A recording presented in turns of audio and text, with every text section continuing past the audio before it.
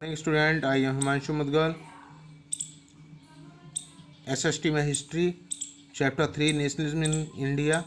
मैंने chapter first आपको पढ़ाया था नेशनलिज्म इन यूरोप। चैप्टर 2 आपके सिलेबस में नहीं है क्लास 10th के में। Third chapter nationalism in India, Bharat में राष्ट्रवाद, एपिसोड 1। यह एपिसोड 5 पार्ट्स में डिस्ट्रीब्यूट है। पहला इंट्रोडक्टरी लेक्चर है। सेकेंड है first world war, Khilafat and non cooperation movement. Next topic है different strands within the movement. Next topic है fourth civil disobedience movement. Last topic है the sense of collective belonging. Introductory lecture की बात करते हैं। Before British rule, British शासन से पहले India is more powerful and developed nation. Bharat बहुत ही शक्तिशाली और विकसित देश था पूरे विश्व में। वर्ल्ड इकोनॉमी में इंडिया का 25 to 35% शेयर था।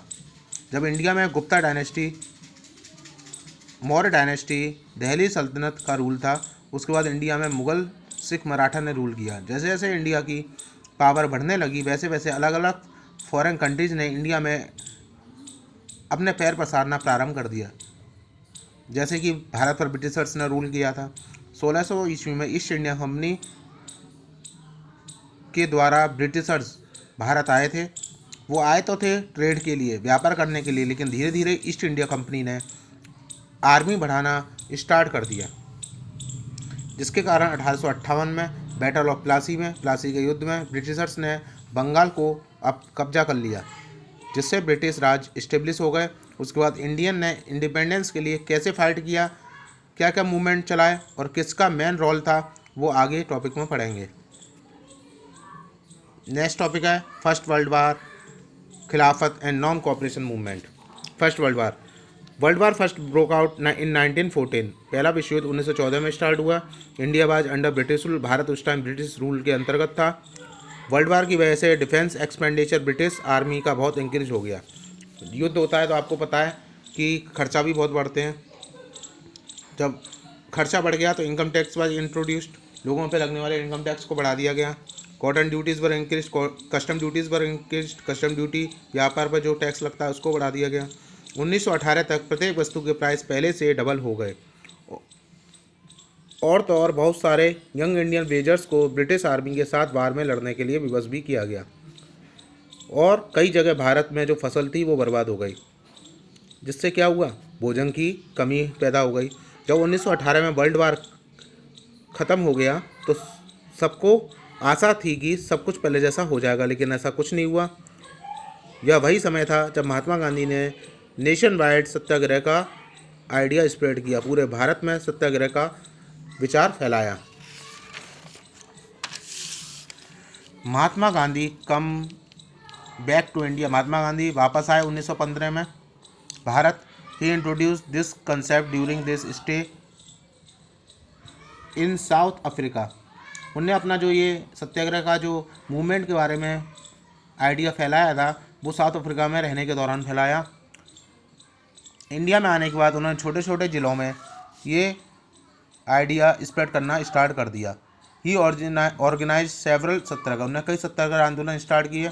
फॉर एग्जांपल चंपारण, जो कि बिहार में हुआ था 1916 में। अहमदाबाद में स्ट्राइक की 1918 में, अहमदाबाद मिल स्ट्राइक के नाम से। Rowlatt act. The act authorise the British of to imprison any Indian political leaders for 2 years without any trial. इस एक्ट में ब्रिटिश शासन के पास यह अधिकार था कि वो किसी भी भारतीय राजनीतिक को बिना किसी केस के 2 साल के लिए जेल में रख सकता था।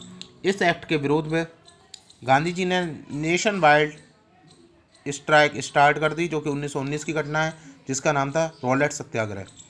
गांधी जी कहते थे सत्याग्रह इज इन इंडिया बाई होले फाइट फॉर टाइम कोर्स और अगेंस्ट इनजस्टिस। गांधी कहते थे यह जो आंदोलन है वो पूरे भारत के लोगों के खिलाफ अन्याय के लिए लड़ा गया आंदोलन है, जिसमें हिंसा का प्रयोग नहीं किया जाएगा। रॉलेट सत्याग्रह में क्या क्या हुआ था? शॉप्स वर क्लोज डाउन, दुकानें बंद कर दी गई।